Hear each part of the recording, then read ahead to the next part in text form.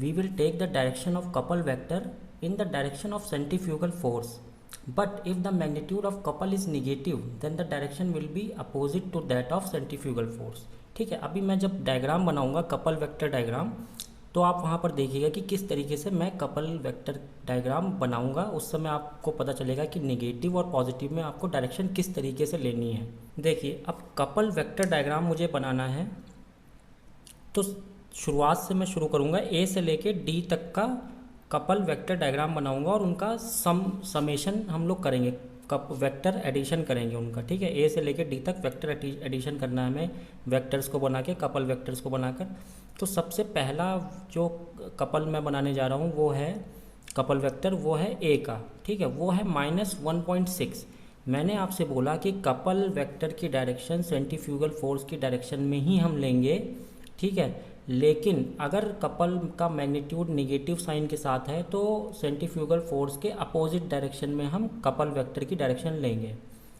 तो यहाँ पर निगेटिव साइन है, पहले देखिए कि ए का सेंट्रीफ्यूगल फोर्स की डायरेक्शन क्या है। यहाँ पर हमने हॉरिजॉन्टल लिया हुआ है ए को, तो हॉरिजॉन्टल डायरेक्शन में आपका सेंट्रीफ्यूगल फोर्स की डायरेक्शन क्या है, रेडियली आउटवर्ड। निगेटिव होने की वजह से हम क्या लेंगे, कपल वेक्टर की डायरेक्शन रेडियली इनवर्ड। ठीक है, इस तरफ। ठीक है, मैग्नीट्यूड 1.6 है। अब हमें वेक्टर स्केल पे ड्रॉ करना है, तो स्केल चूज़ करने के लिए कि हम कितनी लेंथ का इसको ड्रॉ करें, उसके लिए हम सबसे पहले इस रो में देखेंगे कपल का जो मैग्नीट्यूड है उसमें हाईएस्ट मैग्नीट्यूड क्या है। हाईएस्ट मैग्नीट्यूड है 9.6। ठीक है, अब हाईएस्ट मैग्नीट्यूड 9.6 है। अगर आप स्केल से, अपनी स्केल से आपके पास इतना स्पेस है कि 9.6 सेंटीमीटर ड्रॉ कर सकते हैं तो कोई प्रॉब्लम नहीं है। आप 1.6 को 1.6 ड्रॉ करिए, 4.2 को 4.2 सेंटीमीटर ड्रॉ करिए। तो यहाँ पर हमने क्या किया है, 1.6 इक्वल्स टू 1.6 सेंटीमीटर ही लिया है। ठीक है, क्योंकि मैं 9.6 ड्रॉ कर सकता हूँ। अगर ये कुछ ज़्यादा ही मैग्नीट्यूड होता तो मैं इसको डिवाइड बाई 2 या डिवाइड बाई 3 या डिवाइड बाई 4 सारी रो को करके स्केल चूज़ करता। ठीक है, तो मैं यहाँ पर चेंज नहीं कर रहा हूँ स्केल को, 1:1 ही स्केल ले रहा हूँ। तो 1.6 in this direction, horizontal direction में ही होगा, 0 डिग्री होगा, लेकिन पॉइंट, वेक्टर पॉइंट किस तरफ करेगा, लेफ्टवर्ड। तो मैं एक कहीं भी खाली स्पेस में क्या करूँगा, एक रेफरेंस पॉइंट लूँगा जहाँ से वेक्टर की शुरुआत होगी ए की, और इस डायरेक्शन में, हॉरिजॉन्टल डायरेक्शन में, लेकिन लेफ्ट साइड में हम 1.6 ड्रॉ करेंगे। ये मैंने ए मास का कपल, ए प्लेन में जो कपल है उसकी मैग्नीट्यूड और डायरेक्शन बना दी। ये वेक्टर मैंने ए का बना दिया, ए प्लेन का। ठीक है, नेक्स्ट है एक्स। तो एक्स से जो कपल आ रहा है वो तो 0 है, क्योंकि रेफरेंस प्लेन पे ही आप के अबाउट ही आप जब ले रहे हो कपल, तो वहाँ पे तो 0 ही होगा उसके मास के द्वारा। बी का है +4.2। बी के सेंट्रीफ्यूगल फोर्स की डायरेक्शन है हॉरिजॉन्टल से इस तरफ। ठीक है, इस तरफ डायरेक्शन है सेंट्रीफ्यूगल फोर्स की, और पॉजिटिव है। तो मैंने आपसे क्या कहा था कि अगर कपल पॉजिटिव है तो सेंट्रीफ्यूगल फोर्स की डायरेक्शन में ही आपको लेना है कपल की डायरेक्शन। तो डायरेक्शन आपको पता है, मैग्नीट्यूड आपको 4.2 पता है। तो यहाँ से मैं क्या करूँगा, 45 डिग्री पे है हॉरिजॉन्टल से, तो 45 डिग्री पे 4.2 सेंटीमीटर ड्रॉ करूँगा इसका वेक्टर। ये मैंने 4.2 वाला कपल वेक्टर ड्रॉ कर दिया। इसके बाद सी का जो कपल वेक्टर है वो है 7.2 पॉजिटिव, मतलब सेंट्रीफ्यूगल फोर्स की डायरेक्शन में ही हमें सी का कपल वेक्टर की डायरेक्शन लेनी है। मतलब बी से 70 डिग्री पे है, तो बी ये है, आपने ड्रॉ किया ही है बी की डायरेक्शन। तो बी से 70 डिग्री पे आपका सेंट्रीफ्यूगल फोर्स की डायरेक्शन है, और सेंट्रीफ्यूगल फोर्स की डायरेक्शन में ही इस 7.2 को आपको ड्रॉ करना है, इस वेक्टर को, कपल वेक्टर को ड्रॉ करना है। पॉजिटिव है ना, इसलिए सेंट्रीफ्यूगल फोर्स की डायरेक्शन में इस तरफ ड्रॉ करना है। तो इस पॉइंट से मैं 7.2 सेंटीमीटर ड्रॉ करूँगा 70 डिग्री पे बी से। तो उसके लिए मैं क्या करूँगा, देखो बी का कपल वेक्टर आपने ये बनाया है, तो इससे 70 डिग्री बनाना है। तो आप यहाँ पर रखो अपना प्रोटेक्टर, आपको ट्रिक भी बता रहा हूँ, यहाँ से रखो और यहाँ से 0 ये आपने 70 डिग्री पे मार्क लगाया, और उसके बाद 7.2 सेंटीमीटर आपको सी ड्रॉ कर देना है। इसके बाद है आपका वाई। वाई आपका अननोन है। अगर वाई आपका अननोन है तो आप इसको छोड़ सकते हो, आप अभी इसको मत ड्रॉ करो। ठीक है, ये अननोन है, छोड़ दो। आप आ जाओ नेक्स्ट डी पे। डी आपका 9.6 मैग्नीट्यूड है, पॉजिटिव है कपल, मतलब सेंट्रीफ्यूगल फोर्स की डायरेक्शन में ही आपको इस वेक्टर को बनाना है।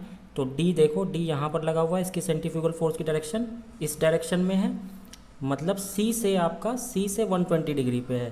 तो ये आपका सी है, तो सी से 120 डिग्री पे, तो आपको कुछ नहीं करना है, प्रोटेक्टर को लेके जाना है सी। ठीक है, यहाँ से मैंने 120 डिग्री पे मार्क किया, 9.6 मैग्नीट्यूड है इसका, मार्क कर लिया। तो ये आपका 9.6 हो गया।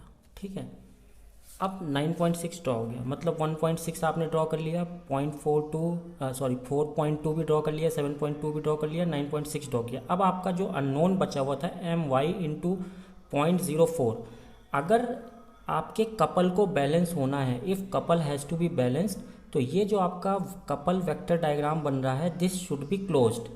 शुरुआत कहाँ से हुई थी? यहाँ से। ठीक है, यहाँ से शुरुआत हुई थी, स्टार्टिंग पॉइंट ये है और अभी यहाँ पर ख़त्म हुआ है। अगर ये vector diagram couple vector diagram close हो जाए तो ये आपका कपल बैलेंस्ड है। ठीक है, तो हम इसको क्लोज कर देते हैं, और जो क्लोज करेंगे तो अगर इस y की वैल्यू, इस y के कपल की वैल्यू इस वेक्टर के इक्वल हो जाए तो आपका जो सिस्टम है उसका कपल है वो बैलेंस्ड हो जाएगा। ये मैंने इसको क्लोज किया, कपल वेक्टर डायग्राम को मैंने क्लोज किया, और डायरेक्शन मैंने क्या की, जैसे चल रहे थे ना हम, इधर फिर इधर गए, फिर इधर गए, फिर इधर गए, फिर इधर गए। ठीक है, वापस वहाँ पहुँच गए इनिशियल पोजीशन पे। तो ये डायरेक्शन हो गई, ये डायरेक्शन हो जाएगी आपकी वाई के कपल की डायरेक्शन।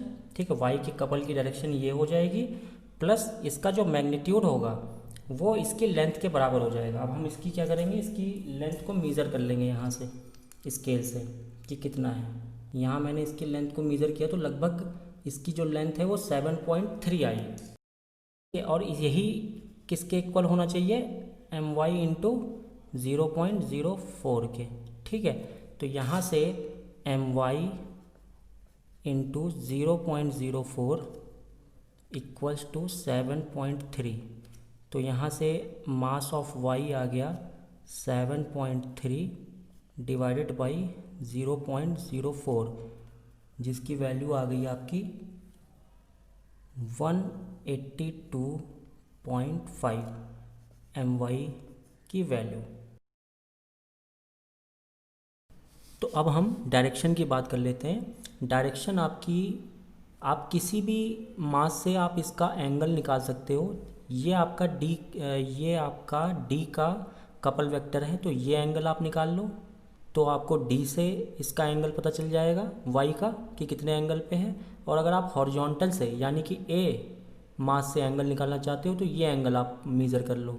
ठीक है, तो आपको पता चल जाएगा कि कितने एंगल पे आपका ये वाई लगना है। तो अब मैं इस एंगुलर पोजीशन वाले स्पेस डायग्राम में वाई को प्लॉट करूँगा, मतलब वाई को ड्रॉ करूँगा कि वाई का पोजीशन कहाँ पर है। ठीक है, या तो इस एंगल को मेज़र कर लूँ, तो डी से इस एंगल पे मैं यहाँ पर इस डायरेक्शन में मास को लगा दूंगा, क्योंकि वेक्टर का जो नोटेशन है, एरो है, वो इस तरफ है, तो इस तरफ की इधर ही लगेगा आपका क्या कहते हैं मास वाई 182.5 kg। तो ये एंगल आप नाप लो या ये एंगल नाप लो। तो मैंने ये एंगल मेज़र किया, या आप इस एंगल को मेज़र कर लो, तो ये 168 हो जाएगा, और ये जो एंगल है यहाँ पर ये हो जाएगा 12 डिग्री। ठीक है, तो ये 12 डिग्री है, इधर से 168, और डायरेक्शन इस तरफ है। तो मैं यहाँ पर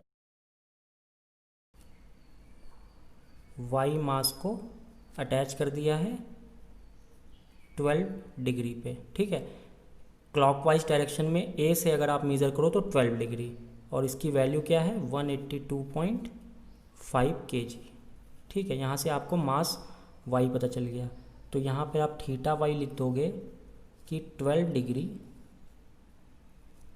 measured in clockwise direction from A, clockwise from A।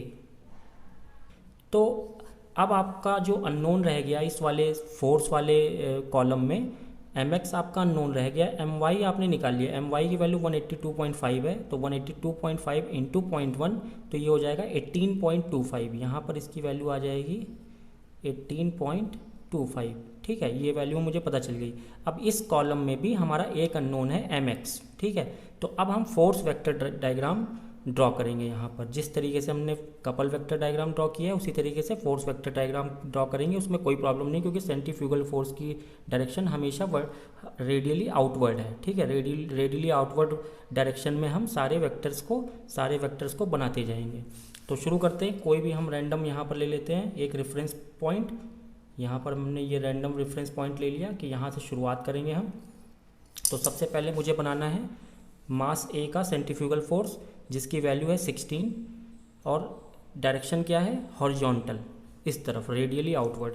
एक बात और यहाँ पर देख लेते हैं, हम स्केल देखना है हमें कि किस स्केल में हम ड्रॉ करेंगे वेक्टर्स को। तो यहाँ पर इस कॉलम पे एक बार नज़र मारेंगे, हम देखेंगे कि भाई सबसे ज़्यादा वैल्यू सबसे ज़्यादा मैग्नीट्यूड किस वेक्टर का है। तो यहाँ पर हमने देखा तो सबसे ज़्यादा मैग्नीट्यूड जो मुझे दिख रहा है यहाँ पर 24। तो 24 मैं यहाँ नहीं ड्रॉ कर पा रहा हूँ, मेरे पास स्पेस नहीं है 24 ड्रॉ करने का। तो मैं 24 को क्या करूँगा, डिवाइड बाई 4 कर दूँगा, तो ये हो जाएगा 6।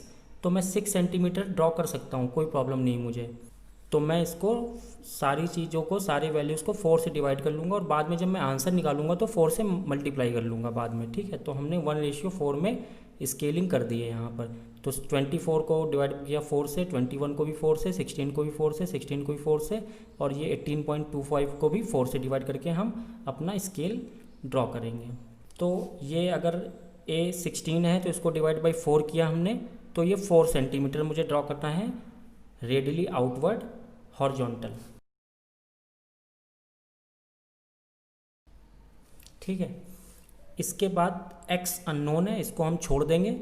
इसके बाद b है, b की वैल्यू 21 है, लेकिन मैं इसको स्केलिंग करूंगा तो 21 को 4 से डिवाइड करूंगा। 4 से डिवाइड करने पे इसकी वैल्यू आएगी 5.25 सेंटीमीटर। ठीक है, और b की डायरेक्शन क्या है फोर्स की, हॉरिजॉन्टल से 45 डिग्री रेडियली आउटवर्ड। तो ये आपका बन गया b। ठीक है,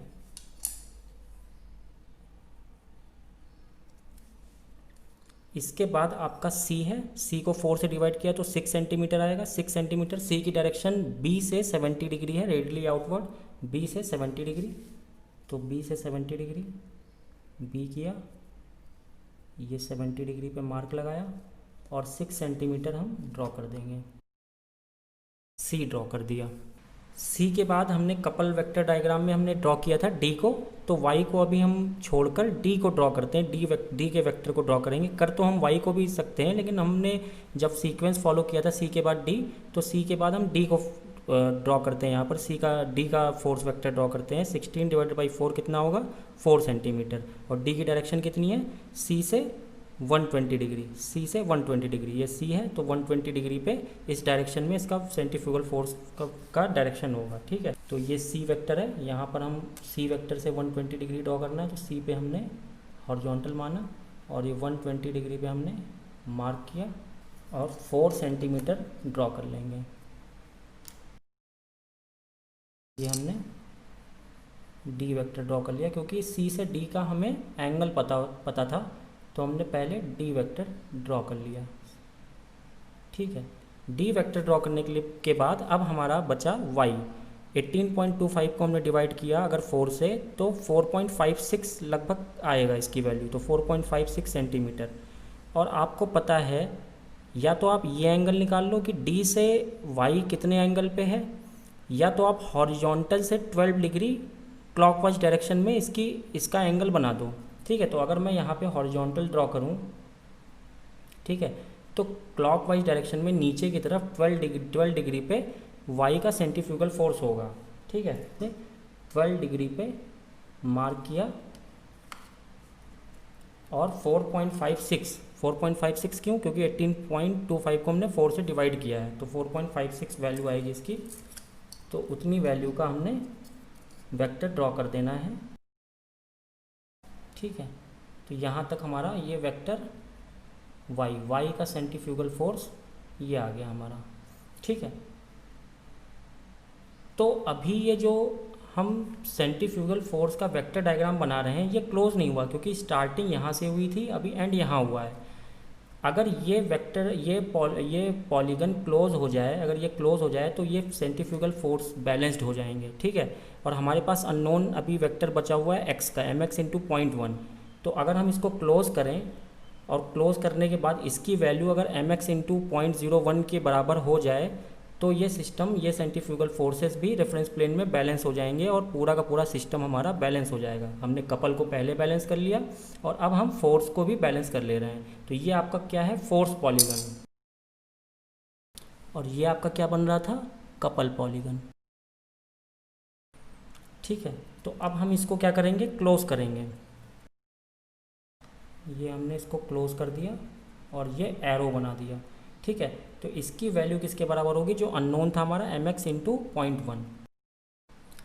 इस लेंथ को हम मेज़र करेंगे, इसकी वैल्यू लगभग 9 के बराबर है, ठीक है। तो 9 सेंटीमीटर है और हमने स्केल ले रखा था 4 सेंटीमीटर का, मतलब 9 नहीं, ये 36 के बराबर है, ठीक है। तो दिस इज इक्वल्स टू 36। तो mx into 0.1 equals to 36, then mx equals to 36 divided by 0.1, then mx equals to 360 kg, mx equals to 360 kg, ठीक है। ये आपका वैल्यू आ गया मास ऑफ x। और डायरेक्शन इसकी क्या है, इस डायरेक्शन में है, इस डायरेक्शन में है। तो हॉरिजॉन्टल से हम इसका एंगल नाप सकते हैं, इधर से नाप लो और इसको थोड़ा सा एक्सटेंड कर दो, तो हॉरिजॉन्टल से पूरा का पूरा, क्योंकि इसकी एरो इस तरफ है ना, तो ये पूरा एंगल इसका होगा, ठीक है। ये वाला एंगल पूरा यहाँ से लेके यहाँ तक ये एंगल होगा इसका। तो इसके एंगल को हम मेज़र करेंगे तो इसका एंगल निकल के जो आएगा वो है 216 degree, 216 degree from horizontal in anti clockwise direction. तो theta X equals to 216 degree anti-clockwise, measured in anti-clockwise direction from A और हॉरिजॉन्टल, ठीक है। तो यहाँ से आपकी मास y की मास और x का मास निकल आया, उनका एंगल, एंगुलर पोजीशन भी निकल आया। तो यहाँ पर आप यहाँ से 216 डिग्री पे आप इस मास को भी अटैच कर सकते हो। तो लगभग यहाँ आ जाएगा, मैंने रैंडमली बना दिया यहाँ पर, ये आ गया आपका x, ठीक है। यहाँ से 216 डिग्री पे जिसकी वैल्यू होगी 360 kg, ये आपका आंसर हो गया। mx निकालना था, my, theta x theta y, तो इसकी पोजीशन निकल आई, x यहाँ होगा, y यहाँ होगा, ये इसका जो एंगल होगा ये होगा 216 डिग्री, ठीक है, हॉरिजॉन्टल से। और यहाँ क्लॉकवाइज डायरेक्शन में 12 डिग्री पे होगा y, और उनका मास 182.5 और 360 kg होगा।